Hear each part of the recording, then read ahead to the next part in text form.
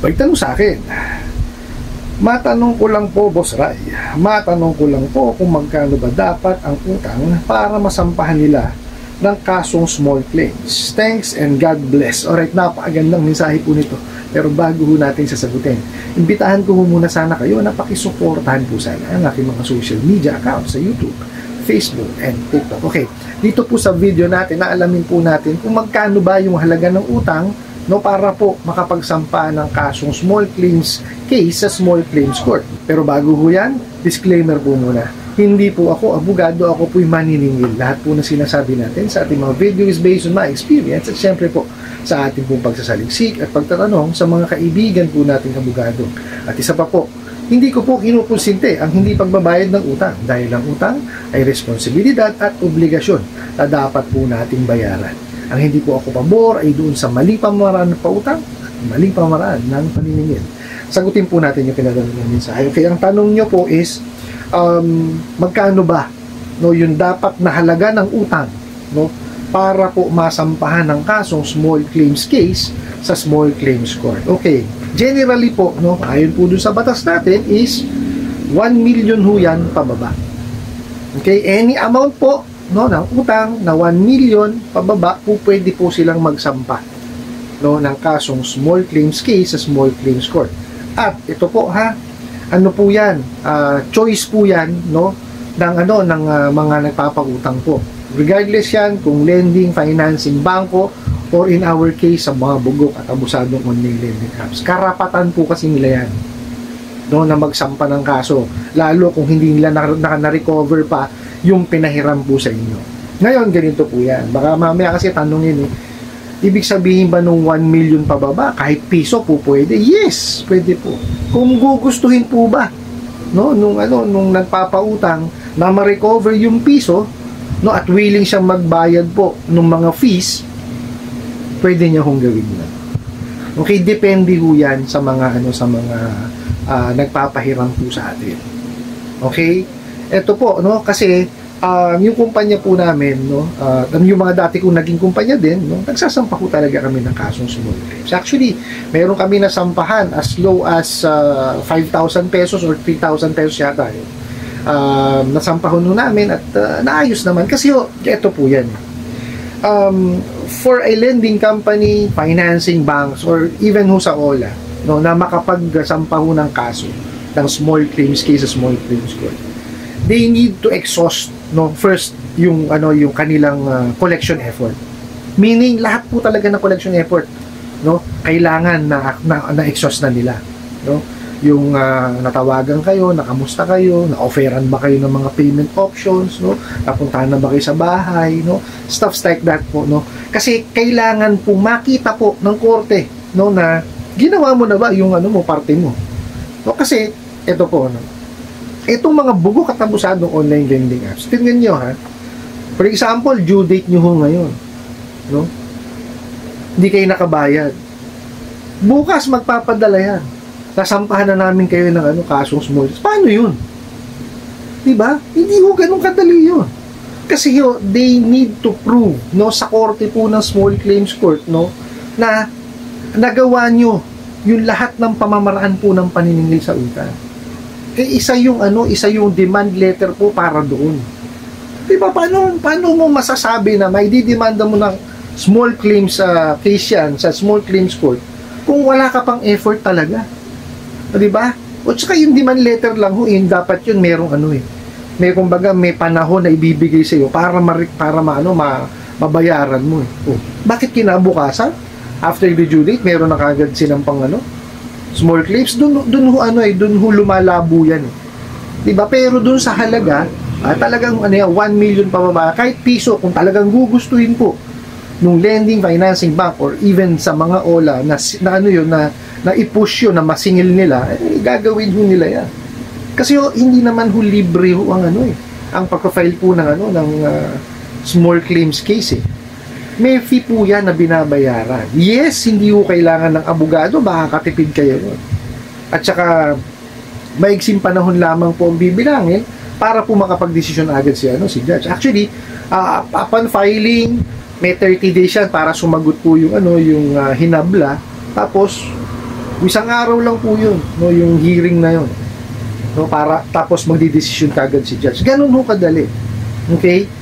Pero yung halaga ho ng ano ng babayaran kasi depende yan dun sa nahiram. Okay?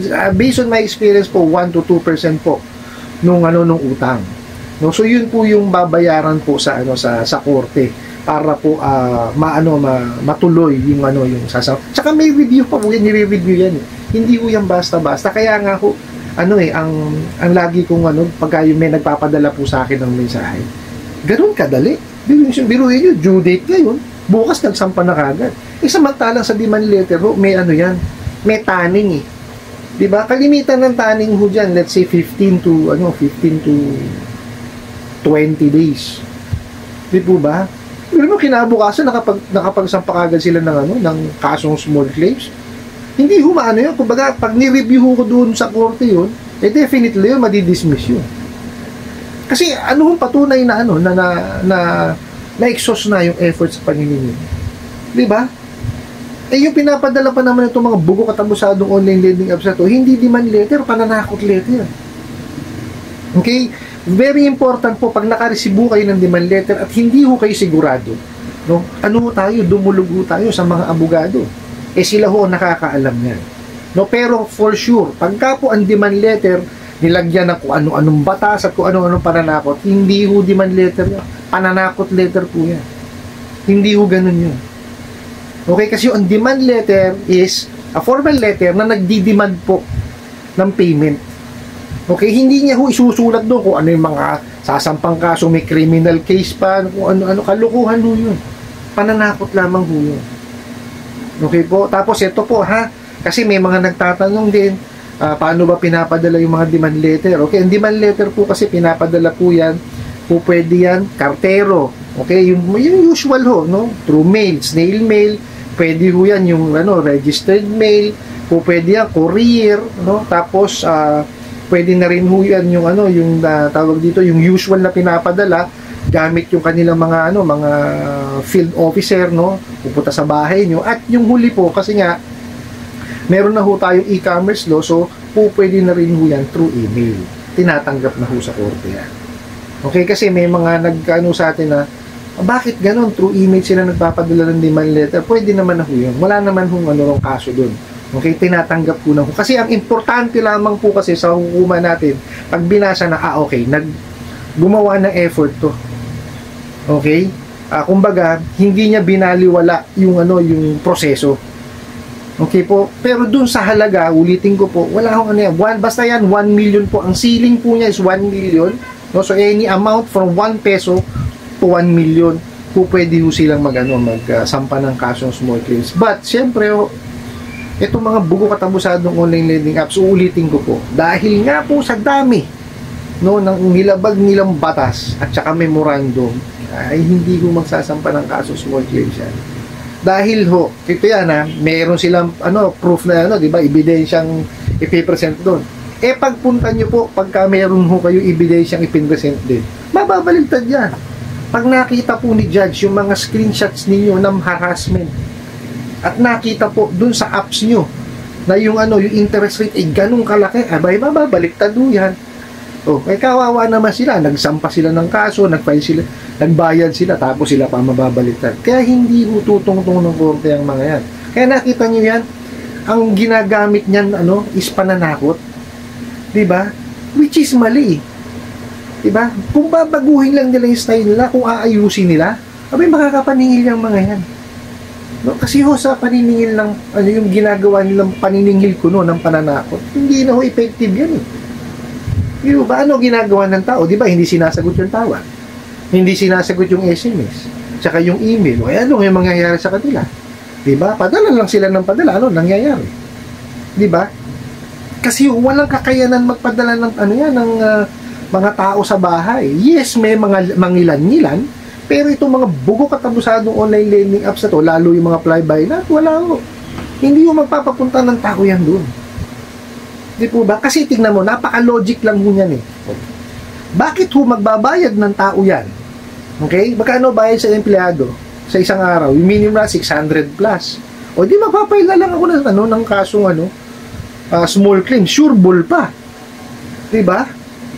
Kasi pagka ikaw nagpadala ka ng tao para manakot at kung ano yung sinasabi nila na may gagawin sa'yo, wala hong papayag, no, na tao na ikaw pupunta ka sa bahay para lang gulpihin ka o saktan ka o gumawa ng masama sa'yo. Di ba? Hindi papayag ng minimum yun. Oh. Libo, ibabayad mo o 2,000. Kasi, siyempre, kapakanan niya nakasalalay dun eh. Di ba? So, ngayon, kung ako tatanungin, kaysa magbayad ako ng tao para takutin ako o puntahan ako o kung ano mang gawing masama sa akin, magpagsasampa na lang ako ng small claims, di ba? Gagawin ko na lang yung collection effort ko and then, kasampa ako sa'yo ng makakatipid pa ako. Para sa akin, tipid yun kaysa pupuntahan kita sa bahay para takutin ka o yung sinasabi nila na may gagawin sa kalokohang malaki. Di ba? Hindi ko makuha yung lohika eh. No, bakit ganun ang gagawin? Di po ba? Kaya tayo po, no, pag nakatanggap ng ganyang mensahe, i-analyze po natin. No, wag po tayong bigla-bigla na lang natatakot kasi pagka natakot po tayo, ayan, natupad yung gustong mangyari ng mga bugo katabusadong online lending apps na pumasok sila sa ating isipan para po tayo makagawa ng mga bagay na hindi dapat natin ginagawa. Yung mga tapal system, yung mga mura-mura na yan, magkaroon tayo ng anxiety, magkaroon tayo ng depression. Yan lamang naman po ang gusto ng mga bugok na yan. Yan po ang kanilang hangarin. Wala naman talaga kasing alam sa paniningil mga yan. O kaya po, yan, kagaya niya, tinatanong nyo kung hanggang magkano, huwag nyo na kung antayin, no, na yung gagawa pa sila ng hakbang, no, lalo kung hindi naman kayo hinaharas, bayaran nyo na lamang po. Pero dito sa mga bugo katabusadong online lending apps, ganun din naman po eh. Kasi napakinabangan natin yan. Alalahanin natin, may responsibilidad tayo doon sa utang. Ngayon, itong mga bugo katabusadong online lending apps, no, unfortunately, hindi marunong kasi maningil. So, sila ho, nag-course through sila sa pangahara, sa pananakot, diba? Iba yun. Sampahan ho natin ng complaint. Okay? Lahat po ng mga screenshots or proof, dalhin nyo po sa mga sangay ng gobyerno na nakakasakop po sa pagpapangutang, kagaya po ng SEC, BSP, NPC, PAO, PNP, NBI, no, DOJ. Pumunta ho kayo dyan. No, magsampa ho kayo ng complaint. Kasi yung responsibilidad sa utang, iba yun eh. Okay? Bayaran natin yun. Ngayon, naharas tayo, winalangya tayo. Iba rin yun. Sampahan natin ng complaint. Para pagkayan ho, no, na-raid, dire-diretso. Diba? Kasi ang nangyayari ho sa atin, na-raid, wala, nararant lang tayo sa social media, hindi natin pupuntahan. Hindi ho matutuluyan eh. Okay? Wala hong kumbaga, walang mapaparusahan. Although yes, yung huli yung na-raid, may mga nakakulong pa rin, pero hindi ho nakukuha yung malalaking isda eh. Di ba? Yung mga may-ari, di ba, nakakapagtago sila. Kaya kawawa ho yung yung mga kapwa Pilipino pa rin naman ho natin. Kaya lang talagang walang niya eh. Okay? Hindi natin ho sila masisi dahil kailangan nila ng trabaho, but still, hindi ho tama yung ginagawa nila. Kaya, kayo mga bugo katabusadong ahente ng online lending app, magbago na kayo. Hinahunting na kayo.